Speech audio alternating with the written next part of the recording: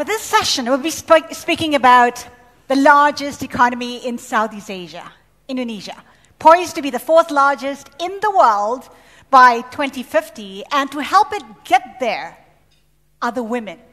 20 to 30 million women entrepreneurs, 15% of whom are growth-oriented, poised to help their businesses grow. And Shinta is a leading entrepreneur in Indonesia. She heads Sintesa Group, which is a conglomerate with 17 very successful businesses. Shinta, good to have you with us. Now, first of all, let's talk about the Indonesian economy. It's almost to the day, 4 years since President Jokowi took over as president. Forget about the 7% growth. Maybe even forget about the 5.4% growth. You know, there are now questions about whether growth is sustainable going forward. Is Indonesia's growth story still intact? I think to answer that, Haslinda, we also have to look what's happening globally, right? Because although it's very important what Indonesia is doing, and I can share with you later what some of the reform that has happened, it's also impacted by the global economy, what's happening globally. So I have to say, I think since the elected of the new government of President Jokowi 4 years ago, now it's not new anymore, we're going to have election next year, obviously there have been a very big effort in pushing these reforms. And till today, there are many things that has happened. And I think I can name a few that has been very much highlighted. First, the deregulation. I think for the first time, they are looking into cutting a lot of the regulations that were there. Not only regulation, but also ease of doing business. As you know, we have increased our position now to number 70 from 125. So it's quite a major leap. And we are cutting down and streamlining all our licenses. So this is not just in the central government, but also in the local government. They're trying to really harmonize more on the central to the regional and local government. And the second, when we talk about manpower, for example, you know, we have very big issue because of number of population. Indonesia is considered as we have a bonus demography with 260 million people. But if we are not careful, that bonus can be a liability. So what has the government done? Has it created enough jobs? And this is really the issues. You know, with what's happening at the moment, with the link and match, the government is trying to look at how whatever we produce outside from the education level, from the going into the productive age, are absorbed by the industry.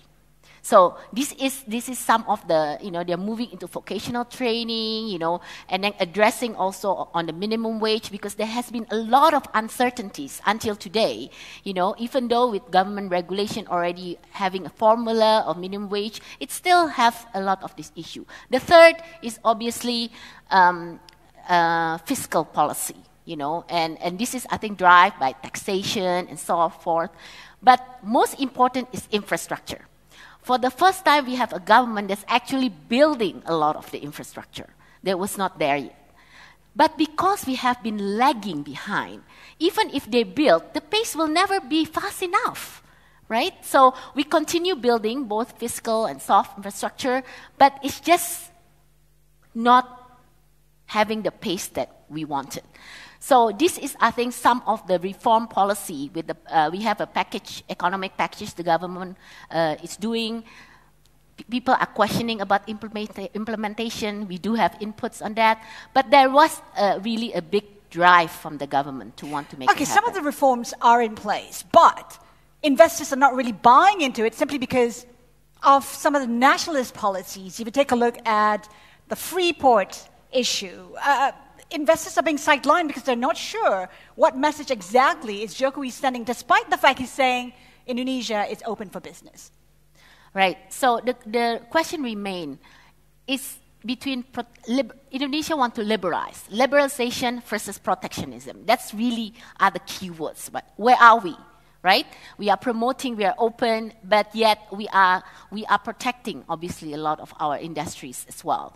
So I think what is important to look at is what do they actually do, right? For example, we haven't really had trade agreements. For the longest time, we have no bilateral trade agreements with many countries. Maybe now we have like one or two. So we needed to start now developing a lot of these bilateral agreements. We are now going with Australia, with the EU, even RCEP we're trying to complete also this year. So all the bilateral, regional, and multilateral now Indonesia is focusing. But all of this will also not matter if we are not developing our industry. Because at the end of the day, industrialization is key. We are wanting to promote more export. But what are we exporting, right? A lot of our exported products, all raw materials are basically, coming from other countries. So we have to import raw materials. We are now exporting basically our, our own natural resources. So we are not having any added value commodities. And this is very, very important that we relook at. We have to map our industry and see how we can really develop that. That is, I think, a big homework that Indonesia has to do. So we know that we want to be open, but we have to be very cautious that if we open, we have to also be ready. I think that's the key. I think what's important for investors is continuity. So question number one is President Jokowi distracted by the upcoming election that his reforms may be delayed? And two, is he likely to win the next election? Well, I don't want to give any political comment, but all I can say is like this. I think in many countries we face similar.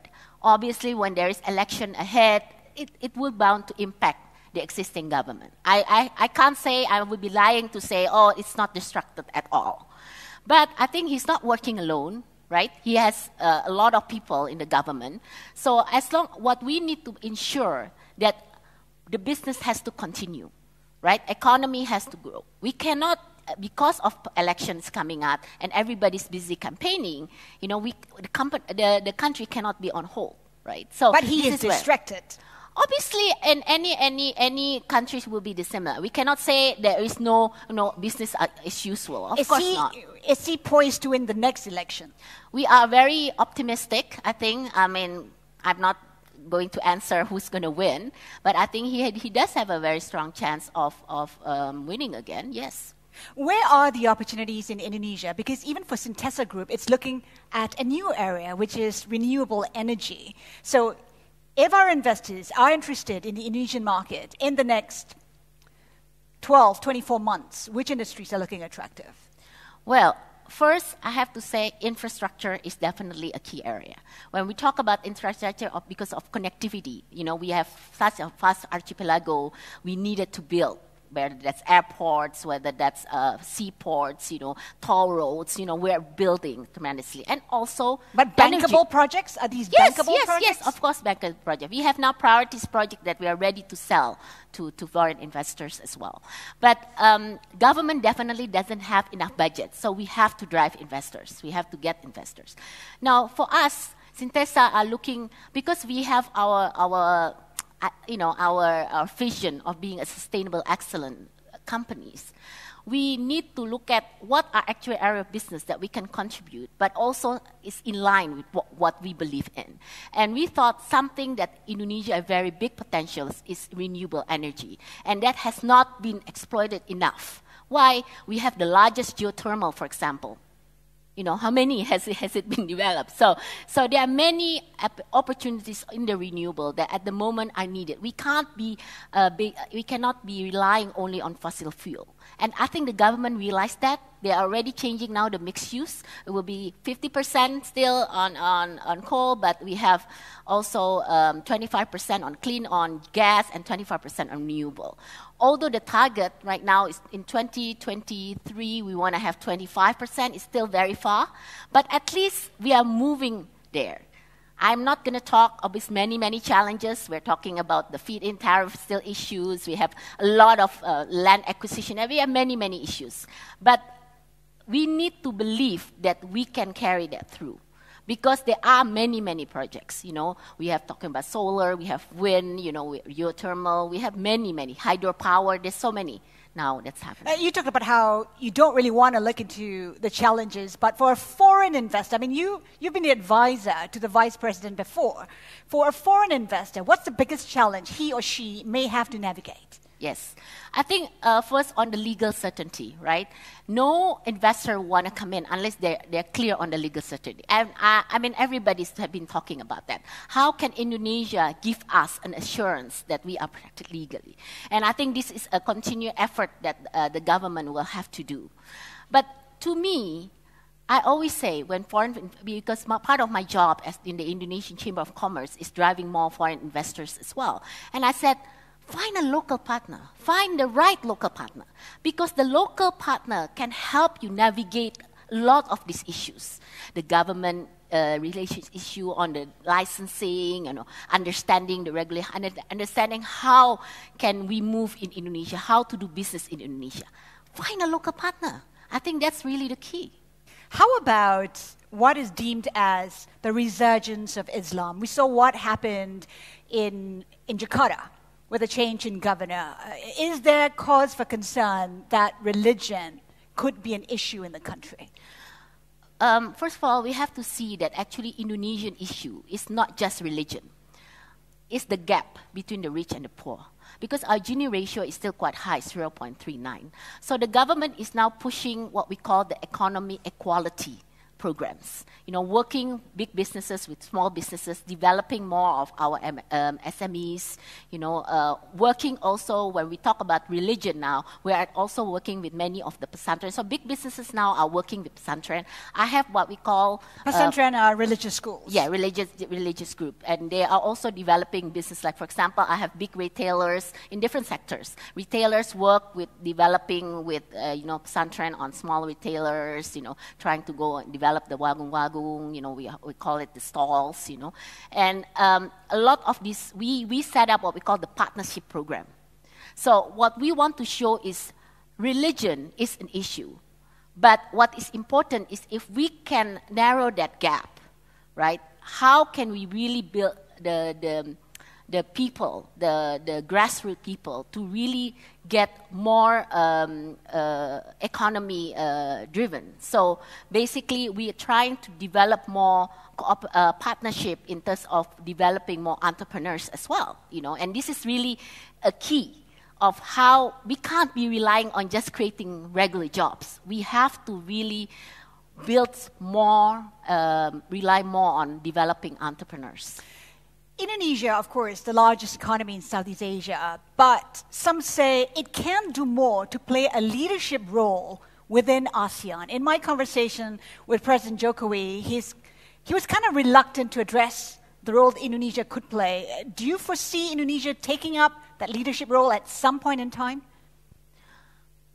We are the largest economy in ASEAN, right? I mean, obviously, look at Indonesia, we have to start with some sort of leadership there.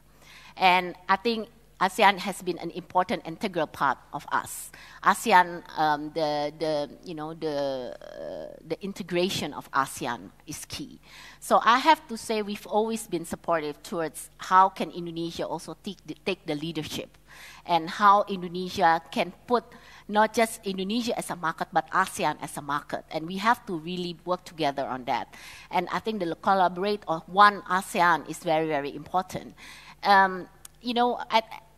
Indonesia, I think, has his mark with all the political conditions, and many ASEAN countries as well. There have been changes. But one thing for sure, I think ASEAN remains stronger. We are moving. Everybody have a common goal. We want to reach that level of common goal, and we want to continue working. And all sectors, not just the government, but also the businesses like us, the private sectors, and also the civil society. So this needs to have all collaborative effort, because it cannot come just from the government. So when we talk about leadership cannot just come from one government, right? We need to also be participative. We are looking into more collaboration between even ASEAN businesses, between countries in ASEAN, how we can develop businesses together. Shinta, we have 8 seconds, but I'm going to ask you this final question. When do you see Indonesia realizing all its potential?